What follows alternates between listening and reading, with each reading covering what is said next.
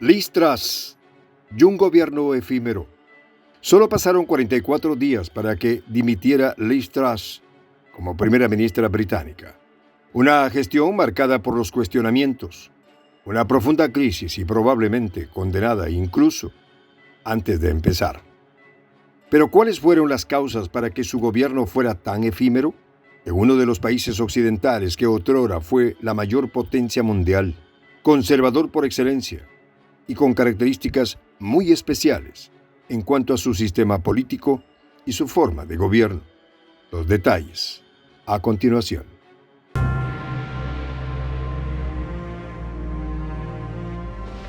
Voz de la Patria Grande. Solo fueron 44 días. El gobierno de Liz Truss fue un parpadeo y ni la encuestocracia ha podido ocultar que hoy se estima que 8 de cada 10 británicos cree que Liz Truss tenía razón al renunciar.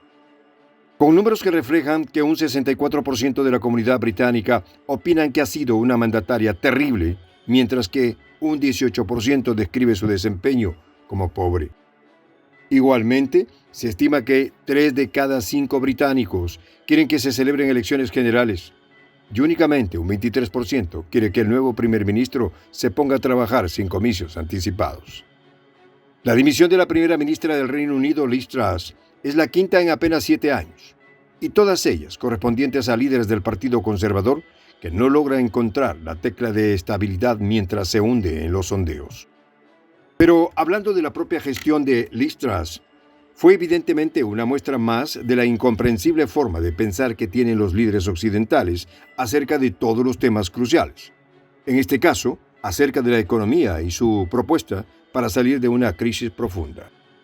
La ex primera ministra propuso un paquete económico que, según ella, impulsaría la economía del país. El plan incluía eliminar la tasa del 45% del impuesto sobre la renta que pagan las personas que ganan más de 150,000 libras esterlinas al año o el equivalente a $168,000 americanos. La reducción del impuesto sobre la renta para los más ricos habría representado un ahorro fiscal de casi $3,400 anuales para una persona con un sueldo de $224,000 al año. Por otra parte, Truss había anunciado un recorte de la tasa básica del impuesto sobre la renta del 20% al 19%.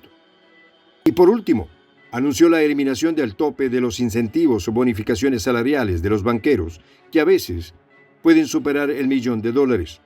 Un detalle por demás relevante, considerando que la población británica está pasando por una de las más profundas crisis económicas de las últimas décadas. Evidentemente, las medidas económicas que la señora Truss quiso implementar no fueron las más iluminadas. Tan solo con el anuncio de las mismas hizo que su moneda cayera frente al dólar a mínimos históricos. Y sin lugar a dudas, estas medidas terminaron por sepultar una gestión, quizá desahuciada de antemano.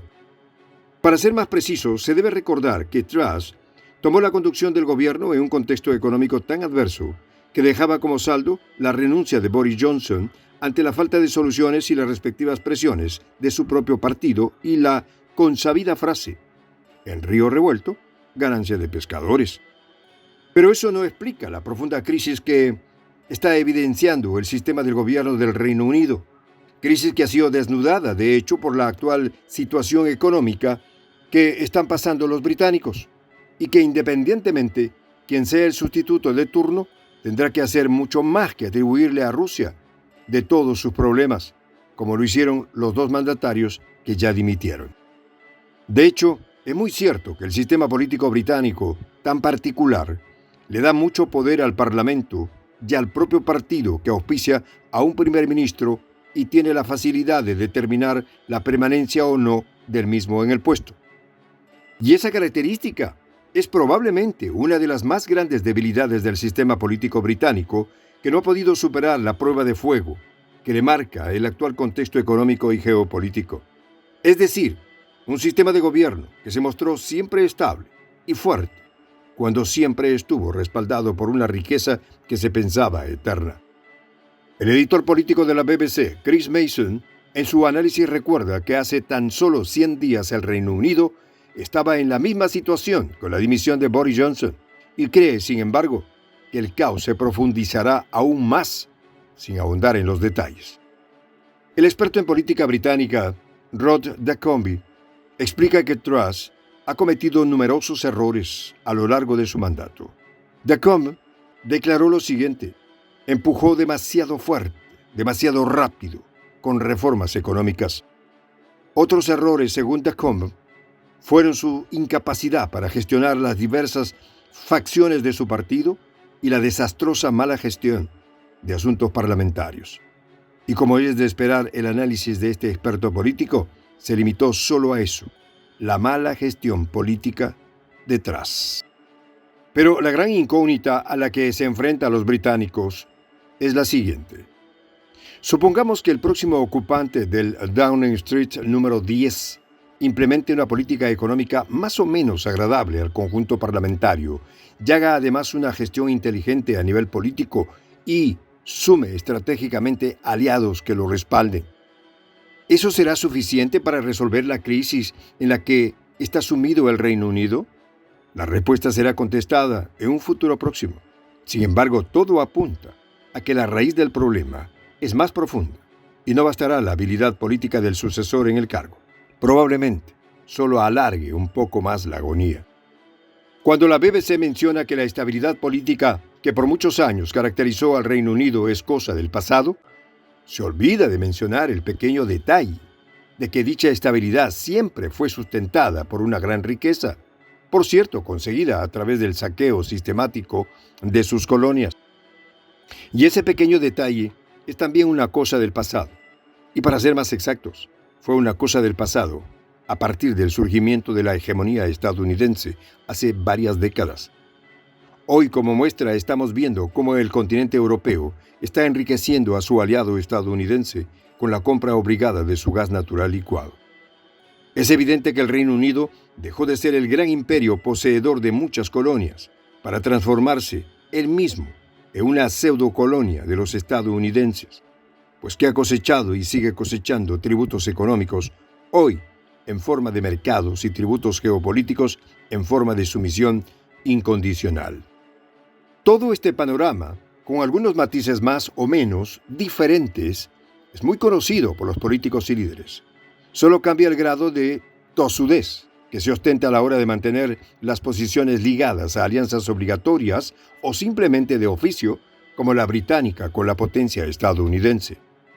Probablemente, la disyuntiva más grande que enfrenta el Reino Unido y a todos los países europeos es la postura que tomarán, en definitiva, ante el cambio que el mundo está experimentando hoy en día. Y es fácil deducir que va más allá de un plan económico o de la habilidad política del líder de turno, que en este caso es el británico. Y cuando hablamos de una postura, no es particularmente una que escoja un bando u otro, o para decirlo más claramente, no se trata de aliarse con una u otra potencia mundial, sino que los líderes de cada país formen alianzas con sus propias poblaciones. Soy el Juan José del Castillo, director del canal Prensa Alternativa. Si quieres ser parte de la comunidad de la Patria Grande, suscríbete a nuestro canal. Si es que quieres que te lleguen las notificaciones cada vez que subimos un video, activa la campanita. Si quieres apoyar a nuestro canal económicamente, puedes hacerlo a través de PayPal. El enlace está en la descripción del video.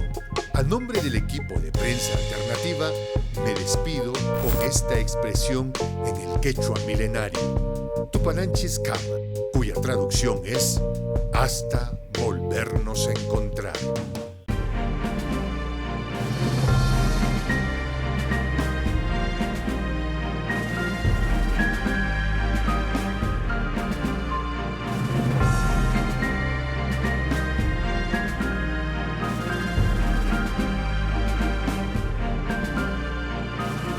Voz de la Patria Grande.